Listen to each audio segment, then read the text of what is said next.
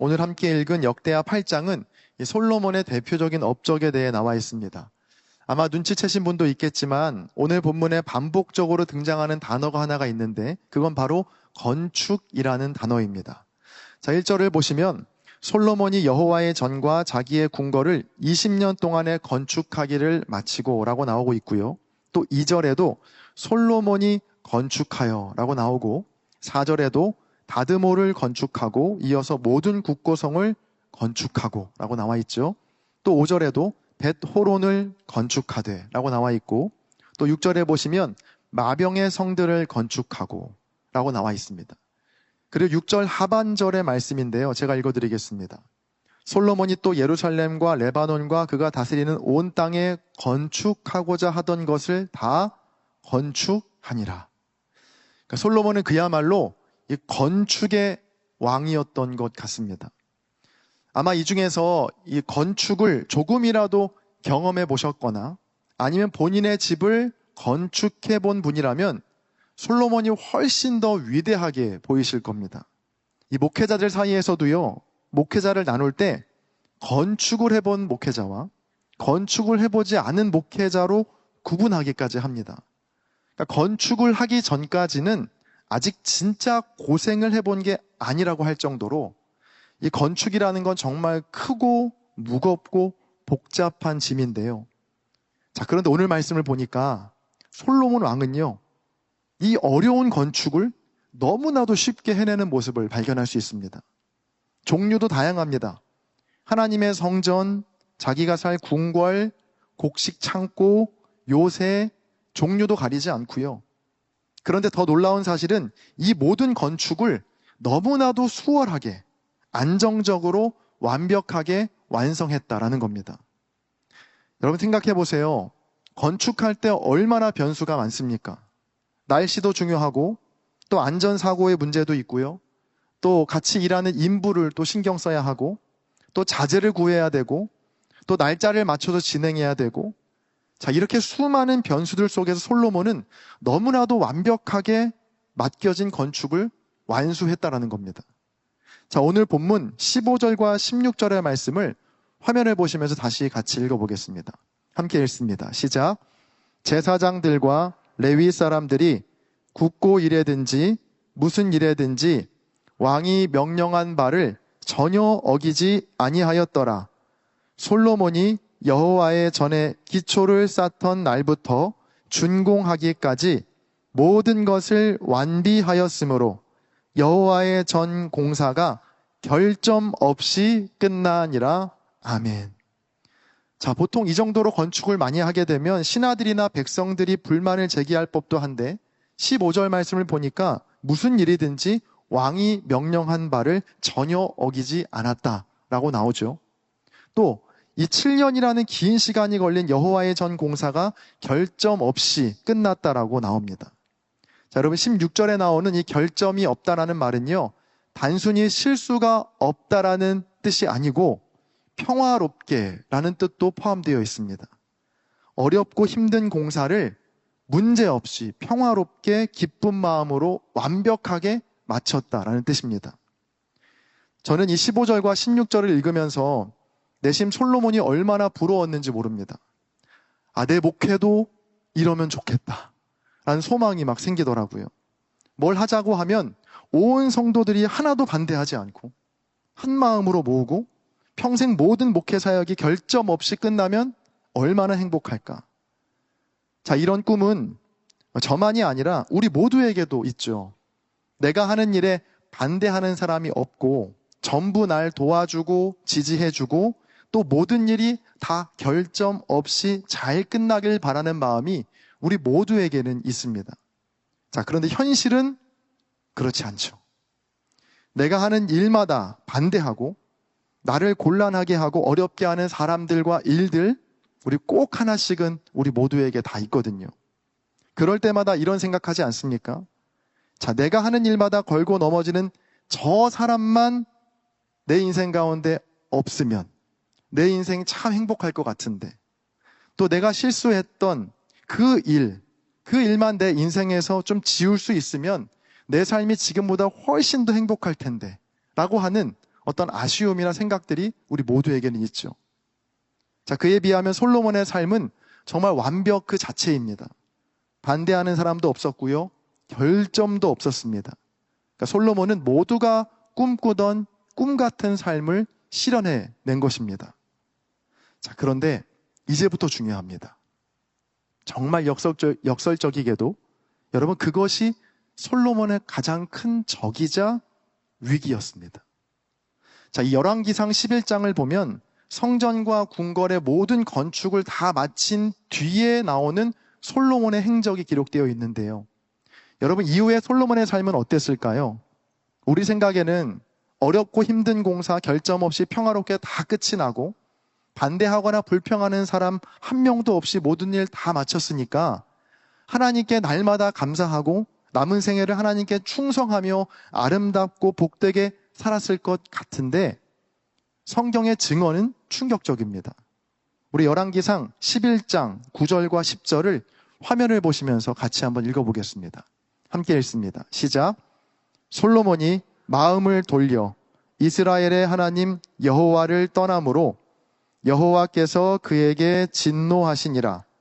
여호와께서 일찍이 2번이나 그에게 나타나시고 이 일에 대하여 명령하사 다른 신을 따르지 말라 하셨으나 그가 여호와의 명령을 지키지 않았으므로. 자, 여러분, 솔로몬은 자기에게 맡겨진 과업을 문제없이 훌륭하게 마친 후에 놀랍게도 그 마음을 돌려서 하나님의 명령을 지키지 않았다라는 모습을 성경이 우리에게 알려주고 있습니다.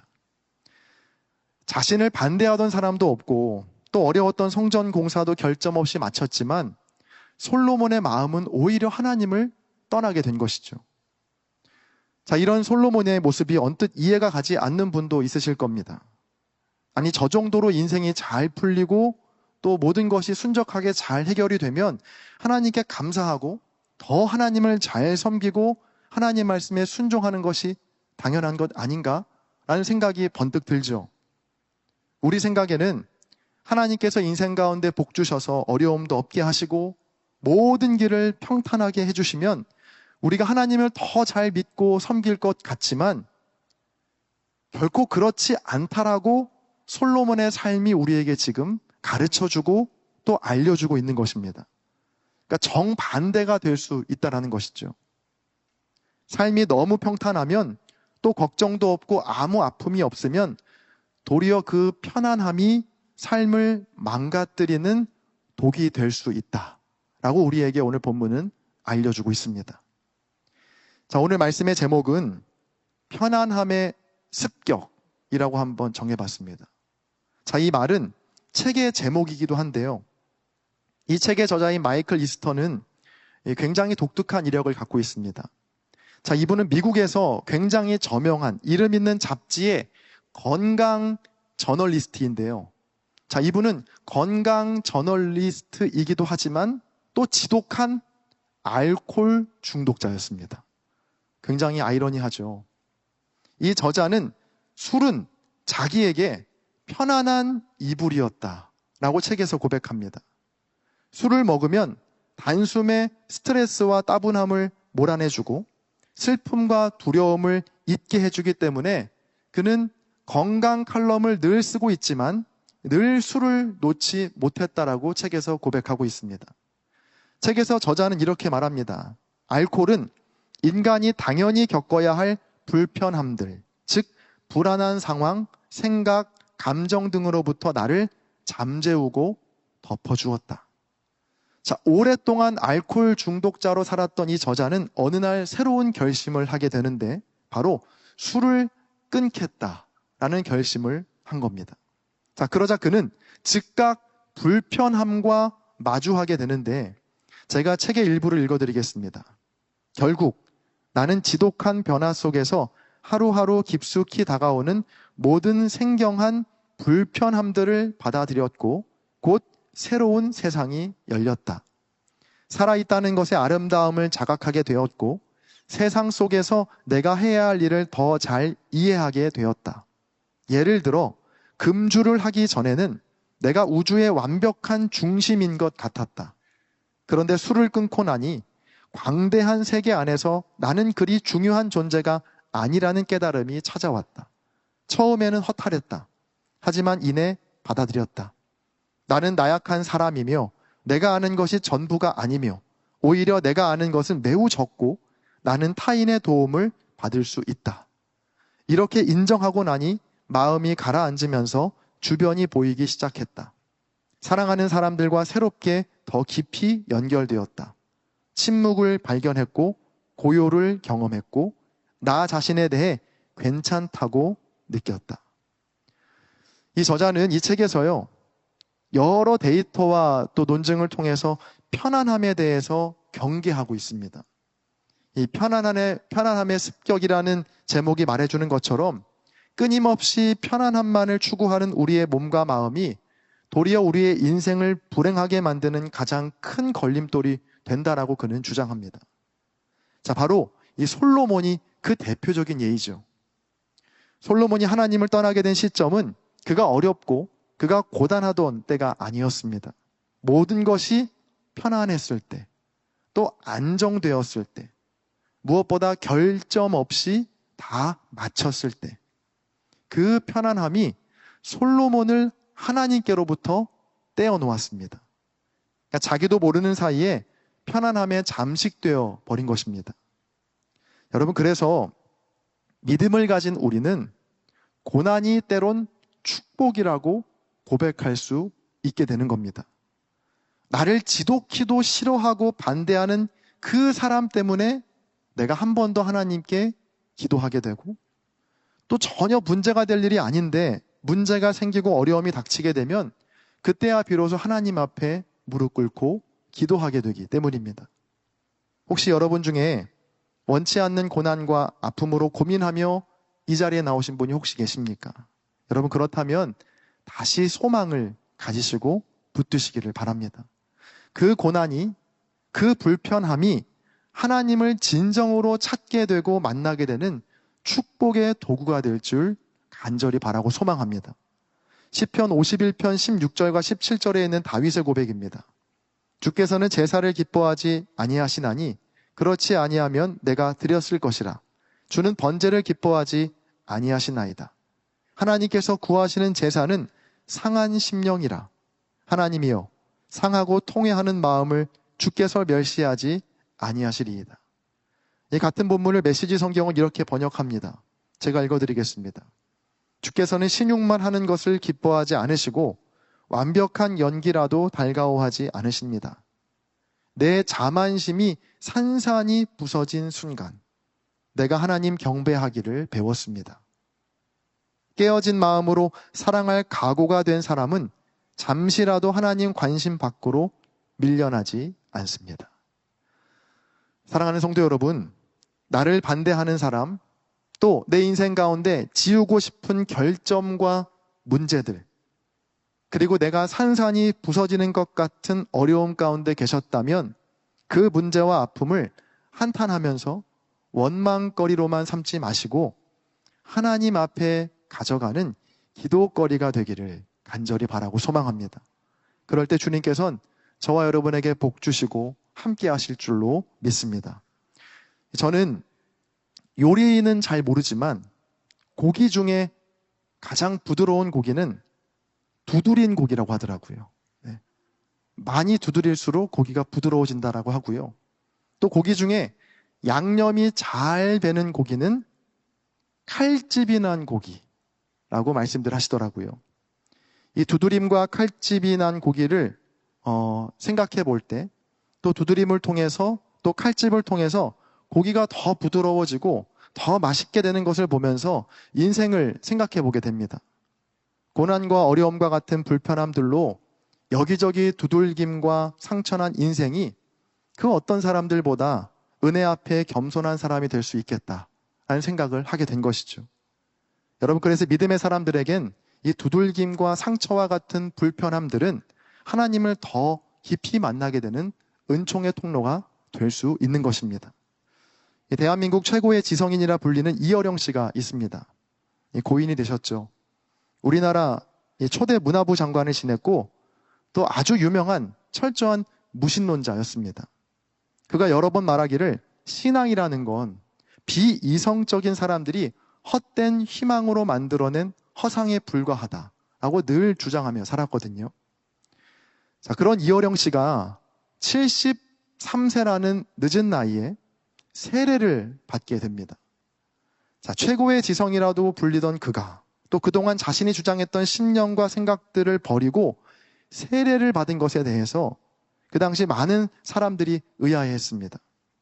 그러니까 좀처럼 믿음이 들어갈 틈이 없었던 이어령 씨가 이 세례를 받게 된 이유는 바로 다름 아닌 그에게 닥친 여러 고난과 어려움 때문이었습니다.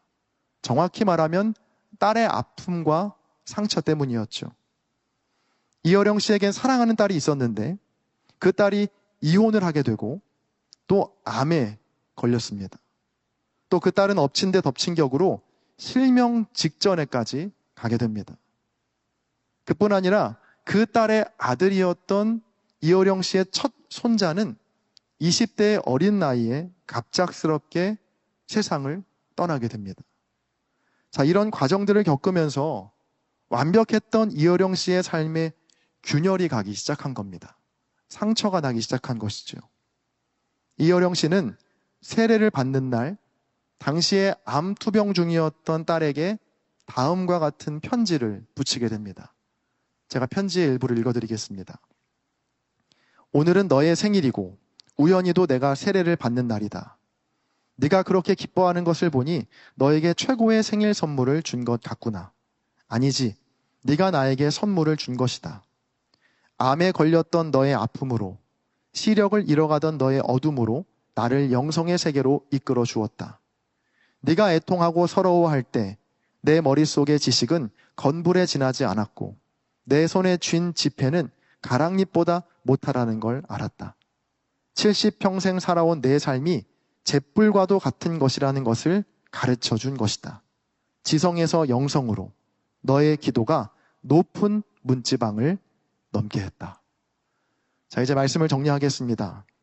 이 솔로몬에게는 반대하는 적들도 없었고 또 결점도 없었습니다.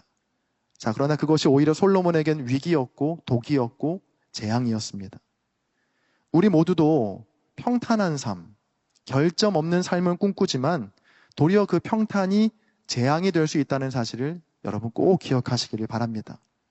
때로 우리에게 닥쳐지는 고난과 아픔이 버겁게 느껴지고 또 주님을 원망하기도 하지만 이런 고난과 아픔이 도리어 우리에게 주님을 더 찾게 하고 또 더 주님 앞에 겸손하게 되는 기회의 힘을 깨닫게 되시기를 바랍니다. 여러분, 그럴 때 우리의 아픔을 기쁨으로 바꾸어 주시고 우리의 한숨을 노래로 바꾸어 주시는 주님의 놀라운 사랑과 은혜를 우리 모두가 경험하게 될 줄로 믿습니다. 마지막으로 이 창천교회 출신이시기도 하시고 또 14년간 서울 YMCA 회장을 역임하신 고 전대련 목사님 관련 기사를 제가 읽다가 인상적인 인터뷰가 있어서 한번 옮겨와 봤는데요. 이 전대련 목사님께서 평생 YMCA를 섬기다가 이 퇴직을 한 후에 한 기자와의 인터뷰에서 기자가 이렇게 묻습니다. 14년간 한 단체의 장으로 지내면서 어려움이 올 때마다 그 어려움을 극복할 수 있었던 목사님만의 인생 철학을 알려달라라는 질문을 했었는데요. 그 질문에 대한 전대련 목사님의 답은 이랬습니다. 제가 읽어드리겠습니다. 매일 날씨가 좋으면 오히려 메말라서 사막이 되고 맙니다. 비바람은 귀찮은 것이지만 그로 인해 새싹이 돋습니다. 소임이 무엇인가 되뇌이면서 참고 견디면 좋은 날은 온다는 겁니다. 자, 맞는 말이죠. 우리는 매일 날씨가 좋기를 바라지만 매일 해만 쨍쨍하다면 우리는 곧 말라 죽게 됩니다. 원치 않는 바람도 맞아야 하고 또 비도 맞아야 생명은 자라게 됩니다. 사랑하는 성도 여러분, 우리가 겪는 비와 바람 또 불편함들이 지금 당장은 우리를 괴롭게 하고 힘들게 하는 것처럼 느껴지지만 이것이 도리어 우리를 성장시키고 또 우리의 생명을 일깨우는 좋은 씨앗이 됨을 여러분 꼭 기억하시고 또 믿음으로 받으시기를 간절히 바랍니다. 그래서 내 삶에 찾아오는 불편함들을 여러분 거부하지 마시고 기꺼이 받아들이고 매일매일 주님 앞에 겸손히 기도하며 주의 도우심을 구하는 저와 여러분 모두가 되시기를 주님의 이름으로 간절히 축원합니다.